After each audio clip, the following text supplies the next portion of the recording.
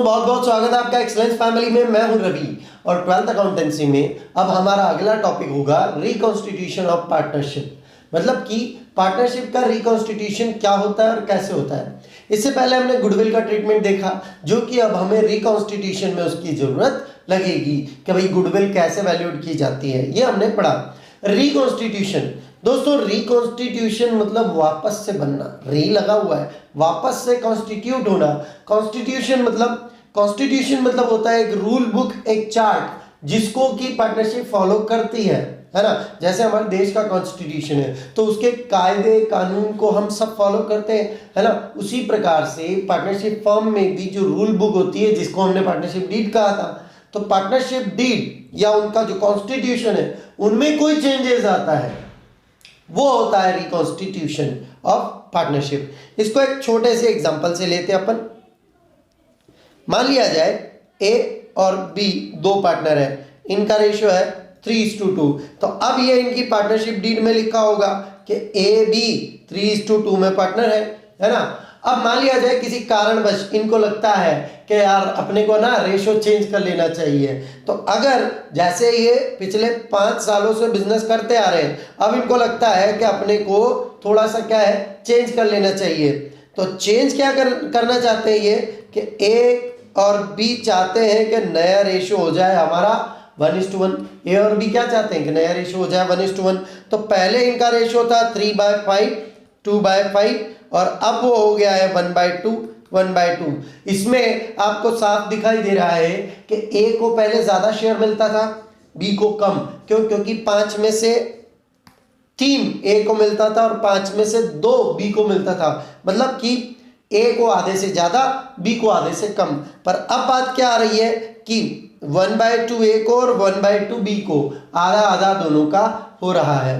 अब इसमें प्रॉब्लम क्या है, कर लीजिए ना। तो प्रॉब्लम क्या है? प्रॉब्लम ये होगी भैया कि आपको कॉन्स्टिट्यूशन भी चेंज करना पड़ेगा, पार्टनरशिप डीड चेंज करना पड़ेगा। इसमें लिखना पड़ेगा नई पार्टनरशिप डीड बना के कि भैया ए और बी अब 1:1 के पार्टनर है। क्यों भैया? पुरानी पार्टनरशिप डीड में काट के क्यों नहीं लिख सकते 1:1? तो पार्टनरशिप डीड एक एग्रीमेंट होता है ना। जैसे करेंसी नोट होता है, करेंसी नोट 10 रुपए का है, तो क्या आप एक और जीरो बनाकर उसको 100 का कर सकते हैं? नहीं कर सकते। या किसी के रजिस्ट्री के पेपर है तो उस पर किसी का नाम काट के दूसरे का लिख सकते हैं? नहीं लिख सकते। तो ये जो बहुत ही मतलब कि एग्रीमेंट होते हैं या जो बहुत ही इंपॉर्टेंट डॉक्यूमेंट्स होते हैं, इनके ऊपर आप करेक्शन नहीं कर सकते। ये तो पूरा कैंसिल होगा और नया बनाया जाएगा, है ना। तो ये डीड नया बनाया जाएगा। तो यहां मैं रिकॉन्स्टिट्यूशन को शब्द देता हूं, मतलब कि रिकॉन्स्टिट्यूशन को एक डेफिनेशन के रूप में पिरोता हूं। When old agreement between partners come to an end and new agreement come into force, that is reconstitution। जब पुराना एग्रीमेंट, इनका पुराना एग्रीमेंट क्या था 3:2, है ना, ये कैंसिल हो जाए और नया एग्रीमेंट लागू हो जाए, comes into force, that is reconstitution। वो रिकॉन्स्टिट्यूशन है। तो पुराना जो भी समझौता था इनका वो कैंसिल कर दिया जा रहा है और नया समझौता लागू किया जा रहा है, इसको कहा जाएगा रिकॉन्स्टिट्यूशन। ओके, अब इसमें कैलकुलेशन की क्या क्या जरूरत है वो देखते हैं अपन, है ना। देखिए, अगर मैं इसी एग्जांपल को आगे बढ़ाऊं तो ए और बी, ए और बी जो कि पहले 3:2 में पार्टनर थे, ओके, अब वो चेंज कर रहे हैं 1:1। तो इससे फर्क क्या पड़ेगा? इससे फर्क ये पड़ेगा दोस्तों कि मान लिया जाए कि ये रिकॉन्स्टिट्यूशन वो कर रहे हैं 31 मार्च 2019 को, 31 मार्च 2019 को रिकॉन्स्टिट्यूशन कर रहे हैं। तो 31 2019 तक इनका रेशो था 3:2, वहां तक प्रॉफिट बंटना था। कैसे बंटना था? 3:2 में। पर अब जो आगे नया प्रॉफिट होगा वो कैसे बटेगा?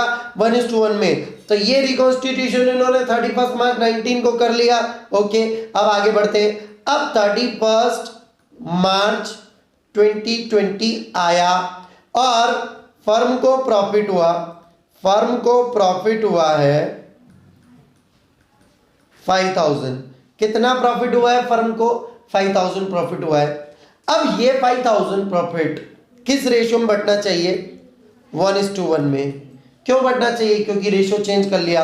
पर अगर इन्होंने डीड में चेंज नहीं किया हो, डीड में अभी भी 3:2 ही लिखा हो, तो ए क्या क्लेम करेगा कि भैया प्रॉफिट दीजिए। किस तरह से दीजिए?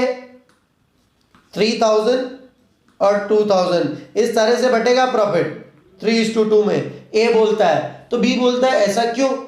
भैया हमने तो रेशियो चेंज कर लिया था। ए बोलता है कहां लिखा है ऐसा कि रेशियो चेंज कर लिया था? हमारी पार्टनरशिप डीड तो आज भी 3:2 बोल रही है।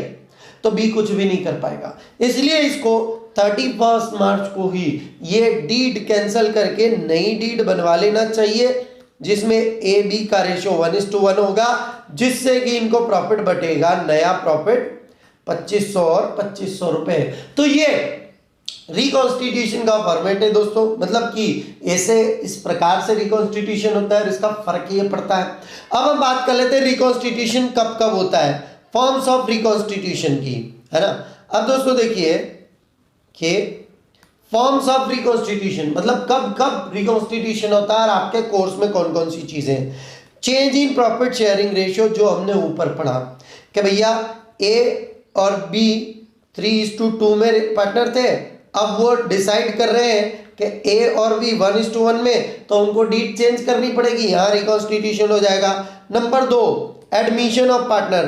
तो एडमिशन ऑफ पार्टनर मतलब मान लिया जाए ए और बी 3:2 में पार्टनर थे, अब सी कहता है कि भैया मुझे भी 1/6 के लिए एडमिट कर लो। किसके लिए एडमिट कर लो? 1/6 के लिए।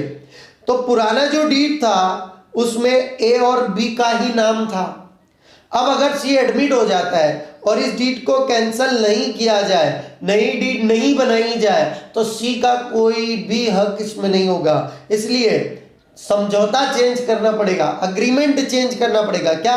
पुराना समझौता कैंसिल, पुराना एग्रीमेंट कैंसिल, नया एग्रीमेंट बनाया जाएगा ए बी और सी के रूप में।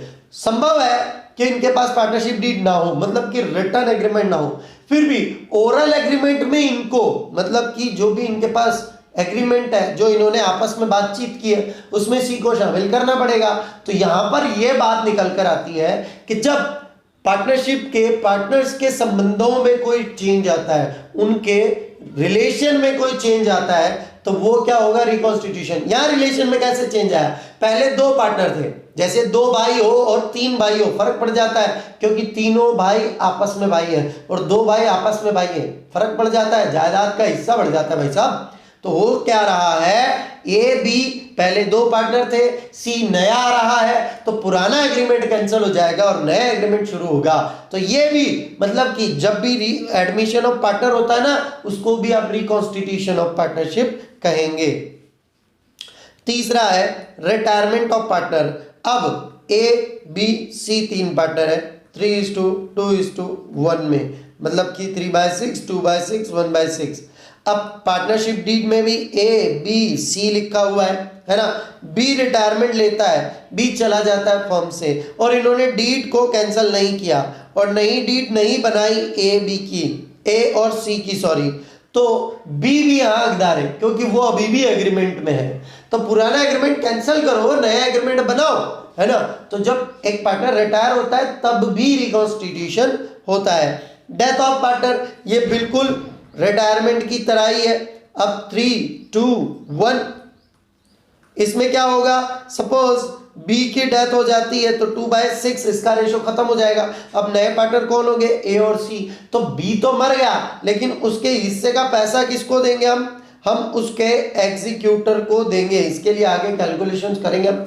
उसका जो भी रिप्रेजेंटेटिव होगा, उसने अपना नॉमिनी भले अपने पुत्र को बनाया हो या किसी रिश्तेदार को बनाया हो, उसको उसका हिस्सा दिया जाएगा।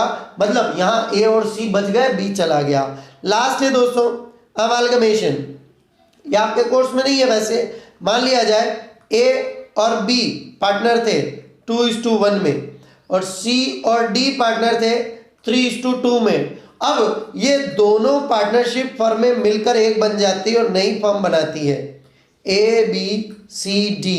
तो इसको कहा जाएगा अमालगमेशन। यहाँ कोई पार्टनर एडमिट नहीं कर रहा है, 2 फर्में आपस में जुड़ रही हैं। तो पहले नंबर ऑफ पार्टनर 2 था, अब नंबर ऑफ पार्टनर एक ही फर्म हो गई और 4 हो गया। इसको अमालगमेशन कहते हैं। कंपटीशन अवॉइड करने के लिए, कंपटीशन को खत्म करने के लिए ऐसे कर्टन्स बनाए जा सकते हैं। ओके, तो ये दोस्तों हमारे रिकॉन्स्टिट्यूशन की अलग अलग फॉर्म्स हैं जिसको हमने देखा, जिसको हमने जाना, है ना। तो इसमें कोई भी अगर आपको समस्या हो, कोई डाउट हो, तो मुझे प्लीज कमेंट बॉक्स में लिखकर भेजिए। इसके बाद रिकॉन्स्टिट्यूशन के जो अलग अलग ट्रीटमेंट होंगे वो मैं अगले वीडियोस में बताऊंगा। एक्यूमुलेटेड प्रॉफिट लॉस क्या है, WCR, IFR, ये सब हम डिस्कस करेंगे। सैक्रिफाइसिंग गेनिंग रेशियो भी डिस्कस करेंगे हम। ओके, तो प्लीज इस वीडियो को लाइक कीजिए, शेयर कीजिए और सब्सक्राइब कीजिए हमारे चैनल को। बहुत बहुत धन्यवाद।